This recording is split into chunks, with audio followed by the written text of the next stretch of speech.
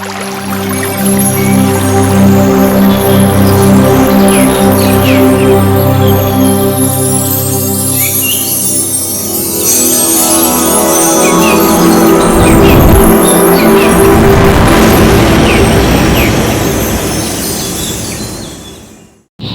এলো, মুসলমান এলো, খ্রিস্টান এলো, এলো অন্যান্য ধর্মাবলম্বীগণ। যত মত তত পথ। কেউ বলে আল্লাহ, কেউ বলে গড, আবার কেউ বলে হরি। কেউ বলে পানি, কেউ বলে ওয়াটার, কেউ বলে জল। যত মত তত পথ, সর্বধর্ম সমন্বয়ের শেষ কথা। ঠাকুর আরেকটু এগিয়ে গিয়ে বললেন, যত মত তত একই পথ। যে কোনো ধর্মাবলম্বী হোক না কেন, ধর্মবিদকে আশ্রয় করেই জানতে হবে ধর্মতত্ত্ব। ধর্মগুরুর কোনো জাতি নেই, তিনি আবদ্ধ থাকেন না বিশেষ কোনো সম্প্রদায়ের গণ্ডিতে। সর্বধর্মের সব কিছুর পরিপূরক তিনি, তাই পুরুষোত্তম। তাঁকে বাদ দিয়ে কিছু হবে না।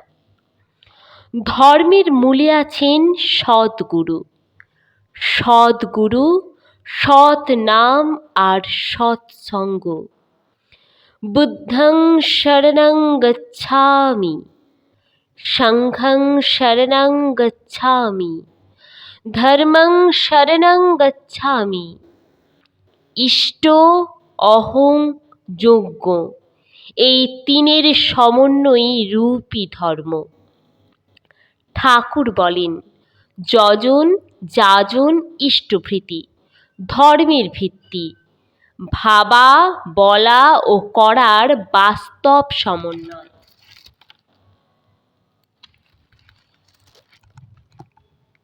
শুধু ভাবগ্রাহী জনার্দন বলে রেহাই পাব না যদি ভাবকে কর্মে রূপায়িত করে তুলতে না পারি। আবার শুধু নিজে ধর্মাচরণ করলেই রক্ষা পাব না যদি পারিপার্শ্বিককে তদ্ভাবে অনুপ্রাণিত করে তুলতে না পারি। ঠাকুর বলেন, ভগবান মানুষকে কর্ম দিয়ে বিচার করেন, শুধু ভাব দিয়ে নয়। কর্মে যা ফুটে উঠল, একটা মানুষ বাস্তবত তাই। তাই আচারও পরম ধর্ম। তবে যে ধর্মের নামে চলে অভক্ষ ভক্ষণ আর সমাজ ও নীতি বিগর্হিত আচরণ। ঠাকুর বলেন, ধর্মের নামে আসলে ও হচ্ছে প্রবৃত্তির পূজা। গভীর ইষ্টানুরাগ চাই, তীব্র বৈরাগ্য চাই। আহার শুদ্ধি থেকেই সত্য শুদ্ধি। সাধনার সূক্ষ্ম অনুভূতিগুলি বোধ করতে হলে আহার শুদ্ধি চাই। নিরামিষাশী হওয়া লাগে। নিরামিষাশী হলে শরীরে টক্সিন কমই হয়, মন বিচ্ছিন্ন বিক্ষিপ্ত হয় না, একাগ্র হয়। আর আয়ুষ্কালও স্বাভাবিকভাবে বেড়েই যায়, রোগ ভোগও হয় কম। একটু কাঁদলেই বা নৃত্যগীতাদিতে উত্তেজিত হয়ে লম্ফঝম্পাদি করলেই যে ভক্তি হলো তা নয় কো। সাময়িক ভাবোন্মত্তাদি ভক্তের লক্ষণ নয় কো।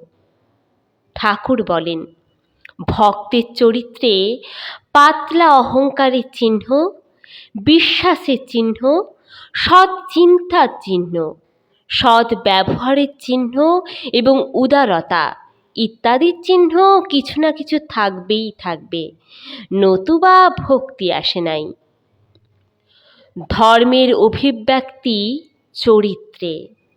নিজে তপশ্চর্যা পরায়ণ থাকা আর অন্যকেও তদ্ভাবে অনুপ্রাণিত করা।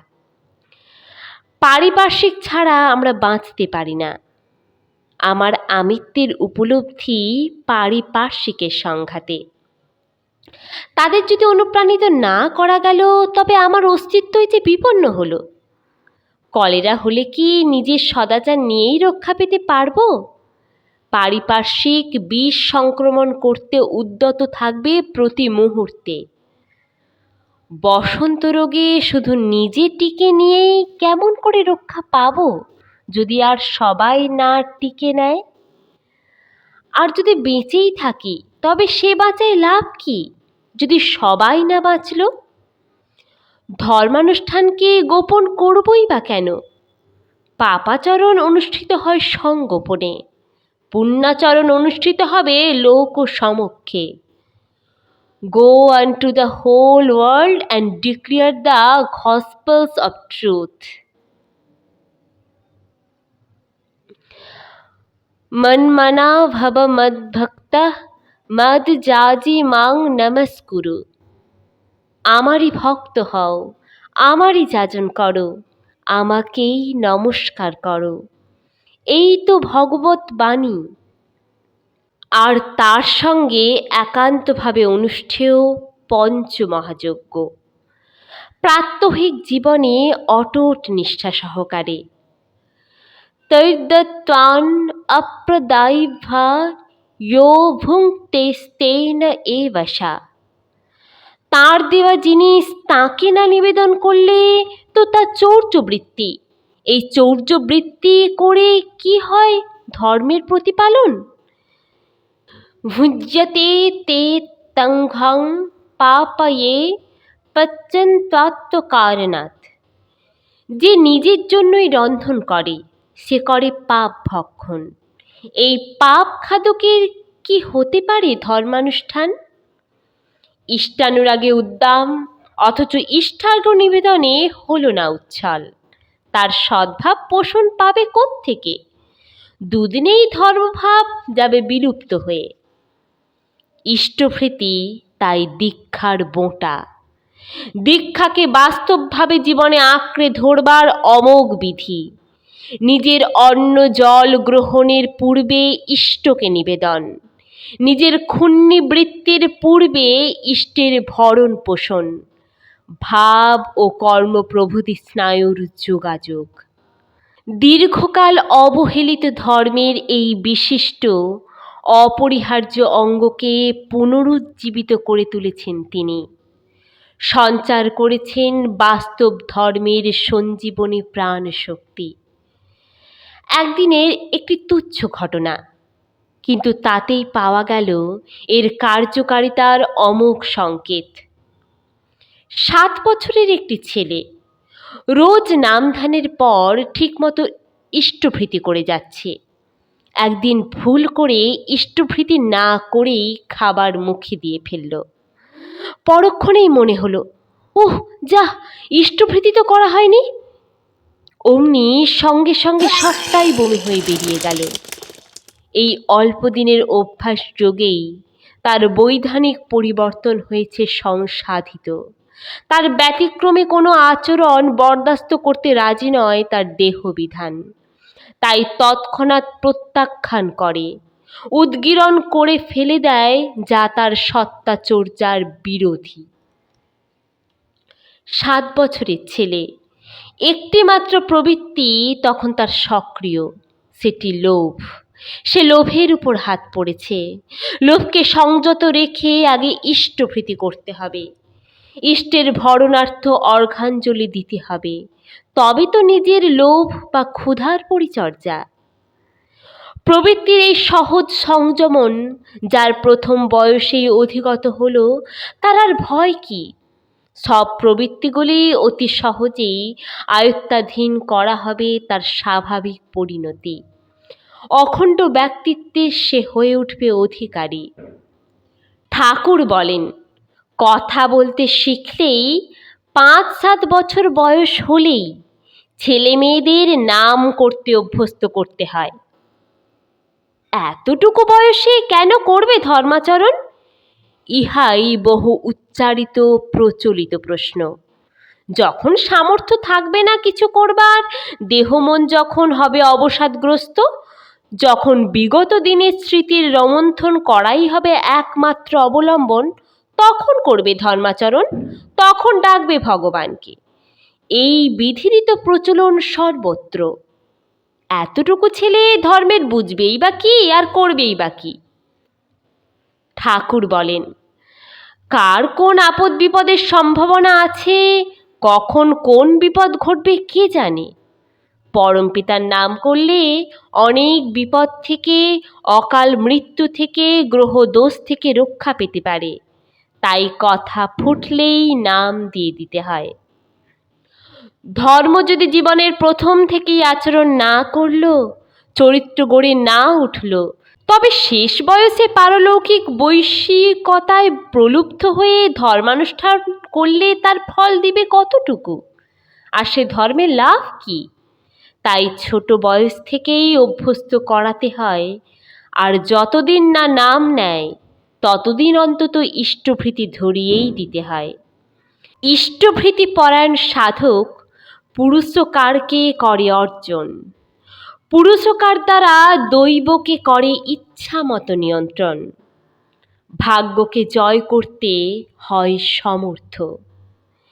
এই ইষ্টভৃতি পরায়ণ পূজারীর দল রক্ষা করে তাদের আরাধ্য বিগ্রহকে সর্ববিপর্যয়ের মুখে, যেমন উর্জি ভক্তির বশে রক্ষা করেছিলেন হনুমান রামচন্দ্রকে, ইসলাম ভক্তগণ মহম্মদকে। ঠাকুর বলেন, ভগবানের হাত নেই, তিনি জগন্নাথ। জগন্নাথের রথের রজ্জু যে ধরে সেই এগিয়ে যায়। তাঁর চরণ পূজা মানে তাঁর চলন পূজা, তাঁকে অনুসরণ করা, তাঁর চলার পথে অনুবর্তন করা। ধর্মের গোড়ার কথা ইষ্টানুরাগ। ইষ্টানুরাগ হলে আর ভয় থাকে না, তখন সে নির্বিঘ্নে সংসারে চলতে পারে। হলুদ মাখলে আর কুমিরের ভয় কি? তেল মাখলে আর কাঁঠাল ভাঙতে আপত্তি নেই। ইষ্টানুরাগ হলে আর বেতালে পা পড়ে না। সর্বকর্ম তখন তাতেই হয় সমর্পিত। ময়ি সর্বাণি কর্মাণি সংন্যস্য, তখন হয়ে ওঠে সার্থক। চলা বলা ভাব ভঙ্গি সব কিছুই তখন ইষ্টানুগ হয়ে ওঠে। ইষ্টবিরোধী আচার আচরণ হয় পরিত্যক্ত।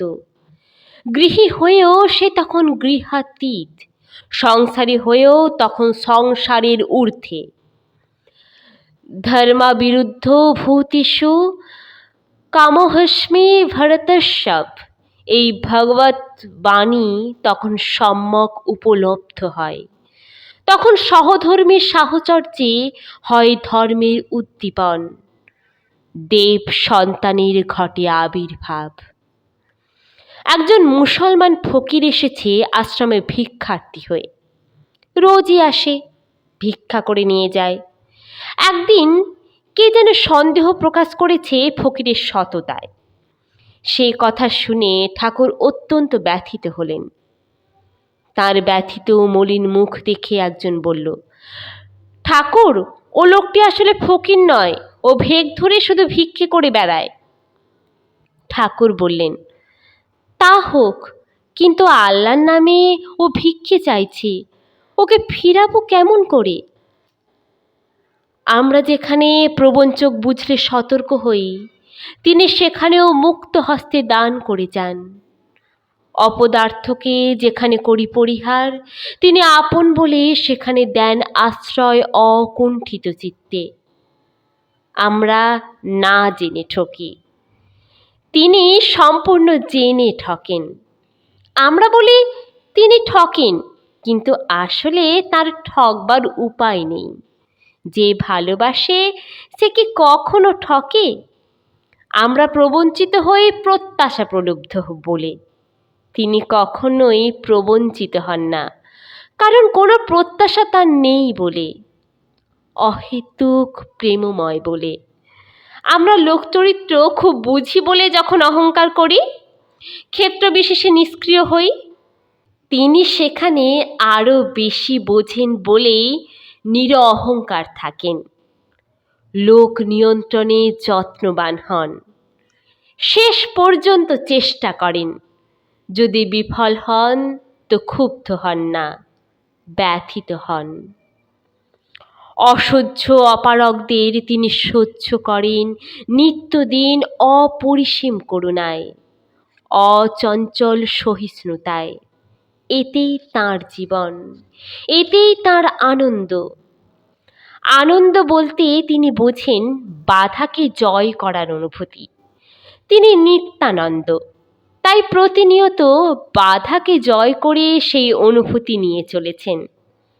অথচ বলেন পরোপকার নাকি জীবনে কখনো করেননি। পর বলে কাউকে ভাবতেই পারেন না। পরোপকার হবে কেমন করে? ডান হাত কি কখনো ভাবতে পারে বাম হাতকে পর বলে? বাম হাত আহত হলে ডান হাত শত স্বেচ্ছায় এগিয়ে যায়। তিনি আশ্রয়ী কিন্তু প্রশ্রয়ী নন। দুষ্কৃতকারীকে আশ্রয় দেন, প্রশ্রয় দেন না। তার পরিবর্তন সাধন করেন আদরে, সোহাগে, স্নেহে। ভালোবাসা ছাড়া অন্য কোনো শাসন তার স্বভাবে নেই। ভালোবাসা, অনুকম্পা, মমত্ববোধ বিশ্বজয়ের অব্যর্থ অস্ত্র তাঁর। হেমচন্দ্র কবিরত্ন এলেন ঠাকুরের কাছে। অপূর্ব কত কথায় মাত করেন আসর। নাটকীয় পরিবেশ সৃষ্টি করতে একেবারে সিদ্ধ পুরুষ। যেমন তার সার্থক শব্দ যোজনা, তেমনি তার সুকণ্ঠের মধুর সঙ্গীত। স্বভাবে অত্যন্ত দাম্ভিক এবং একগুঁয়ে। কথকতা আরম্ভ হলে কারো সাধ্য থাকে না যে আসর পরিত্যাগ করে। মন্ত্রমুগ্ধের মতো সবাই স্থির নিশ্চল হয়ে বসে থাকে এক মহাসম্মোহনী আকর্ষণে, এক ঐন্দ্রজালিক প্রভাবে। এমন দুর্লভ প্রতিভাশালী ব্যক্তি কলঙ্কিত হয়ে আছেন মদ্যপানে আর তার আনুষঙ্গিক অবৈধ আচরণে। এই দুর্নীতির কথা জেনেও লোকে তাঁর গুণের আদর না করে পারে না। এমনকি বাংলার শার্দুল স্যার আশুতোষ পর্যন্ত তাকে সমাদর করে এনে বসাতেন কথকতার আসরে, তার নৈতিক ভ্রষ্টাচারের কথা সম্পূর্ণ জানা সত্ত্বেও। সেই হেমচন্দ্র এলেন ঠাকুরের কাছে। আকণ্ঠ মদ্যপান করে সম্পূর্ণ অপ্রকৃতিস্থ অবস্থায় এলেন তিনি। মত্ত কণ্ঠে বললেন, ঠাকুর, আমি মদ খেয়ে এখানে এসেছি। ঠাকুর বললেন, তাতে কি হয়েছে? আপনি মদ খেয়েছেন, মদ তো আপনাকে খায়নি। হেমচন্দ্র বললেন, আমাকে দেখে আপনার ঘৃণা হচ্ছে না? ঠাকুর বললেন, ঘৃণা করব কেন? আমার ডান হাতে ঘা হলে বাম হাত কি ঘৃণা করে? হেমচন্দ্র বললেন, আমার কয়েকটা কথা গানের সুরে বলবো। গান ধরলেন। চলিতে চলিতে পথেরই মাঝে না হয় প্রদীপ গিয়াছে নিবিহা, তা বলে কেহ কি লইবে না ডাকি, সকলে যাইবে চরণে দলিয়া। তার দু চোখ বেয়ে অশ্রুর ধারা নেমে এলো। ঠাকুর আবেগ ভরে তাকে জড়িয়ে ধরলেন। ঠাকুরের আলিঙ্গনে আবদ্ধ হতে হেমচন্দ্র চমকে উঠে বললেন, আপনি আমাকে ছুঁয়ে ফেললেন? সবাই যে আমাকে দূর দূর করে তাড়িয়ে দেয়। বলতে বলতে চোখে তাঁর জল এলো। আবেগরুদ্ধ কণ্ঠে বললেন, ঠাকুর, এমন করে কেউ আমাকে কখনো আপনজনের মতো বুকে টেনে নেয়নি। সবাই বলে মদ ছেড়ে দাও, মদ বড় খারাপ জিনিস। আচ্ছা, মদ যে খারাপ জিনিস তা কি আমি কম জানি? মদ খাবার বিরুদ্ধে আমি কি তাদের চেয়ে কম উপদেশ দিতে পারি? তারা বোঝে না মদ যদি আমি ছাড়তেই পারবো তবে তাদের কাছে আসবো কেন? ঠাকুর বললেন, মদ ছাড়বেন কেন? যত ইচ্ছা খান, শুধু লক্ষ্য রাখবেন মদ যেন আপনাকে না খায়। হেমচন্দ্র খুশি হয়ে বললেন, এই জন্যই তো আপনাকে এত ভালো লাগে। হায়, হেমচন্দ্র তখন জানতেন না একদিন এত স্বাদের মদ তাকে ছাড়তেই হবে। কেমন করে অদৃশ্যভাবে ঠাকুর যে প্রত্যাহার করিয়ে নেন মানুষকে তার অস্নেহ ভালো লাগা থেকে, প্রথমে তা কিছুই টের পাওয়া যায় না। পরে হেমচন্দ্র দীক্ষা নিয়ে বলতে বাধ্য হলেন, ঠাকুর, আপনার মতো এমন চতুর মানুষ আমি জীবনে আর কখনো দেখিনি। এত সাধু সন্ন্যাসীর কাছে গেছি, কেউ যা পারল না, আপনি অনায়াসে আমার মতো একটা পাঁড় মাতালকে ঠিক করে দিলেন। প্রথমে তো দিব্যি সায় দিয়ে গেলেন, নিজেই বরং যোগান দিলেন মদ। কত লোক এর জন্য নিন্দা করলো আপনাকে, অথচ আপনি কিছুতেই বুঝতে দিলেন না যে মদ আমাকে ছাড়তেই হবে। আপনার ভালোবাসাই আমার কাল হলো, প্রতি মুহূর্তে বিবেক দংশন করে। যার কাছ থেকে সহস্র সহস্র লোক আহরণ করছে অমৃত, পূজা করছে যাকে সাক্ষাৎ ভগবান বলে, আর আমি কিনা তাকে লোকচক্ষে হেয় করে গ্রহণ করছি জীবন ক্ষয়কারী মদ। বিবেকের দংশনে অসহ্য হয়ে প্রতিজ্ঞা করে ছেড়ে দিলাম মদ, জীবনে আর স্পর্শ করব না। ঠাকুরের অনুভূতি শুধু বুদ্ধিগ্রাহ্য নয়, সত্তা দিয়ে উপলব্ধতা। যীশুখ্রিস্টের ক্রুশবিদ্ধ হওয়ার কাহিনী পড়া হচ্ছে। কয়েকজন আমেরিকান সাহেব এবং অন্যান্য ভক্তগণ উপস্থিত। সবাই তন্ময় হয়ে শুনছেন সে কাহিনী, কিন্তু তিনি যেন ক্রমেই সুদূর অতীতের দিকে চলে গেলেন, যেন প্রত্যক্ষ করছেন সেই নিষ্ঠুর হত্যাকাণ্ড। বেদনায় বিবর্ণ হয়ে গেল মুখখানা, তাঁর দুচোখ বেয়ে অশ্রুর প্রবাহ নেমে এলো। সহসা আহত প্রাণীর মতো আর্তনাদ করে বন্ধ করে দিলেন সে কাহিনীর আলোচনা।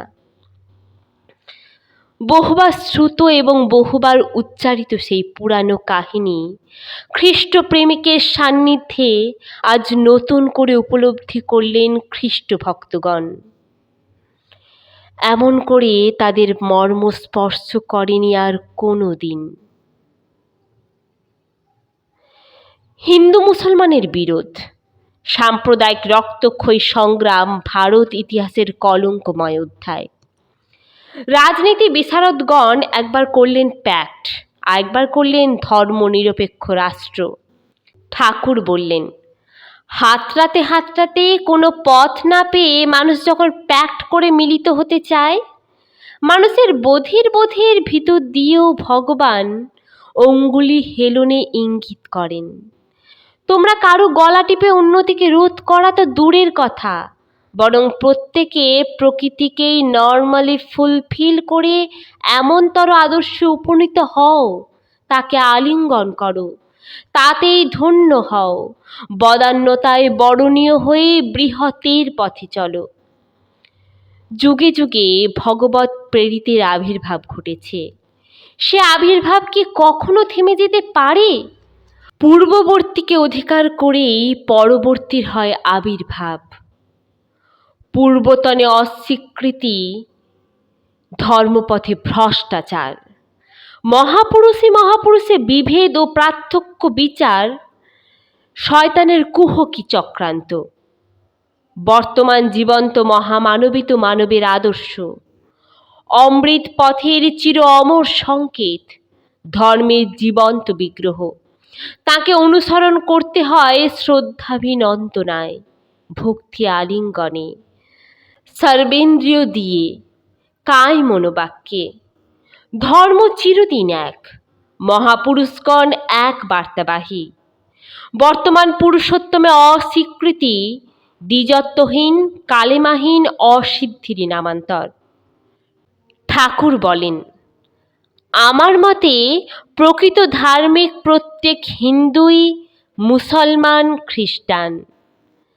প্রকৃত ধার্মিক প্রত্যেক মুসলমান খ্রিস্টানই হিন্দু, আর ইহার ব্যতিক্রম যেখানে হয়েছে সেইখানে অজানার মুখোশ পরা ধর্মের উল্লম্ফন মাত্র, আর কিছু না। মোহাম্মদকে মানাই যদি ধর্ম হয়, আর খোদা এক মানা যদি ধর্ম হয়, আর তাতে জগতের পূর্ব গুরুদের মানায় যদি কোনো বাধা বা আপত্তি না থাকে, তবে ব্রাহ্মণ থাকিয়াও আমি মুসলমান হইতে পারি, ক্ষত্রিয় হইয়াও আমার মুসলমান হইতে বাধে না, আবার মুসলমান হইয়া ব্রাহ্মণ ক্ষত্রিয় হইতে বাধা নাই। এ কথা শুধু হিন্দুর জন্য নয়, মুসলমানের জন্য নয়, খ্রিস্টানের জন্য নয়, বৌদ্ধের জন্য নয়, সবারই জন্য। সর্বধর্মের সমন্বয়ের বাণী দিয়েই ক্ষান্ত হননি তিনি। গভীর আধ্যাত্ম সাধন ক্ষেত্রে বিগত মহাপুরুষদের অনুভূতির স্বরূপ উপলব্ধি করেই বিরত হননি তিনি। যত মত তত পথ বলেই সমাপ্তির রেখা টানেননি তিনি। বলেছেন, যত মত তত একই পথ। জীবন্ত ধর্মের মিলন তীর্থ রচনা করেছেন সর্বধর্মাবলম্বীর অপূর্ব সমাবেশে, প্রত্যেককে তার বৈশিষ্ট্যানুযায়ী পরিপূরণ করে ধর্মের চিরন্তন শাশ্বত অমৃত পথে সর্বপরিপূরক পুরুষোত্তম রূপে।